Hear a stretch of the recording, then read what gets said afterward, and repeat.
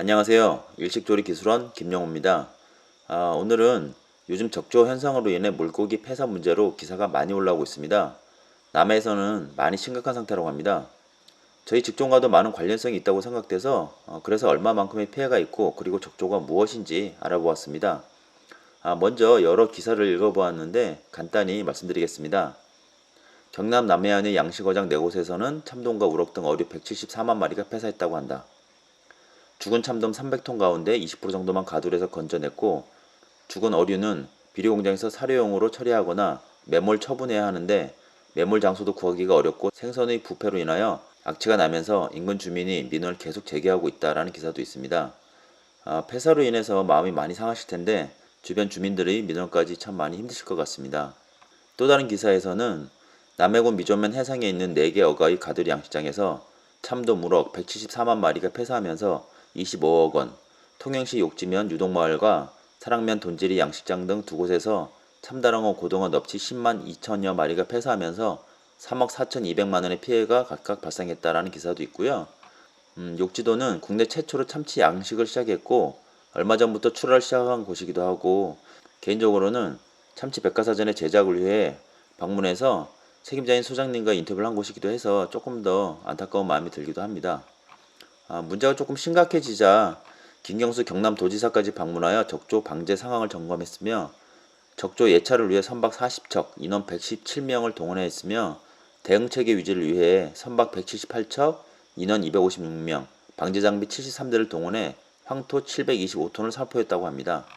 자, 그럼 이렇게 심각한 피해를 입히는 적조가 무엇인지 조금 구체적으로 알아보도록 하겠습니다.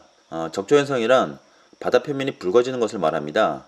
이 바다 표면을 붉게 만드는 것이 붉은색 식물 플랑크톤인데요. 이 플랑크톤은 녹색, 주황색 등 다양한데 그중 붉은색 플랑크톤이 끈적한 물질과 독성을 가지고 있어서 물고기의 아가미에 달라붙어 숨을 쉬는데 장애를 주거나 이 플랑크톤이 분비하는 독성 물질로 인해 폐사한다고 합니다. 가두리 양식장처럼 갇힌 공간에서 사는 물고기는 도망갈 수 없기 때문에 붉은 식물 플랑크톤이 많아지면 결국 죽게 되는 것이죠. 이 적조는 플랑크톤이 폭발적 증식 때문에 일어나는데 번식에 가장 좋은 해수 온도, 빛, 영양류 등이 알맞을 때 일어난다고 합니다. 식물 플랑크톤은 광합성을 하기 위해 햇빛과 영양분이 풍부한 환경을 좋아하는데 장마철에 비로 인해서 육지의 영양분이나 생활 하수, 각종 오염된 물이 강을 통해 바다로 흐르면 바다는 영양 과다 상태가 되는데 이때 식물 플랑크톤이 폭발적으로 증식한다고 합니다. 이 적조의 대책으로 기사에서 황토를 뿌린다는 말이 많이 나오는데 바다에 황토를 뿌리면 적조 현상을 어느 정도 없앨 수 있다고 합니다. 미세한 황토에 식물 플랑크톤이 달라붙어 깊이 가라앉게 하거나 황토에 포함된 강물이 식물 플랑크톤을 사멸하게 한다고도 합니다. 이 식물 플랑크톤을 직접 섭취하거나 감염된 생선을 먹으면 몸이 마비되거나 심할 경우 사망에 이르게 한다고 합니다. 그렇기 때문에 적조 현상이 일어나면 해수욕장을 폐사해야 하기 때문에 많은 나라의 유명 해수욕장들이 막대한 피해를 입기도 한다고 합니다. 사실 식물 플랑크톤은 바다 생태계에서 중요한 생물이라고 하는데 바다에 영양분이 많으면 식물 플랑크톤이 모두 먹어치워 부패를 막아준다고 합니다. 이렇게 플랑크톤이 증가하다가 먹을 것이 적어지면 굶어서 죽게 되는 것이죠.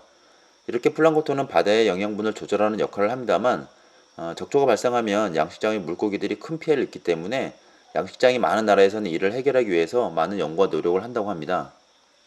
오늘은 일식요리와 스시, 생선회 등과도 어느 정도 관련성이 있다고 생각되어서 요즘 문제가 되고 있는 적조 현상으로 인한 피해와 관련되어 알아보았습니다. 조금의 도움이라도 되셨길 바랍니다. 감사합니다.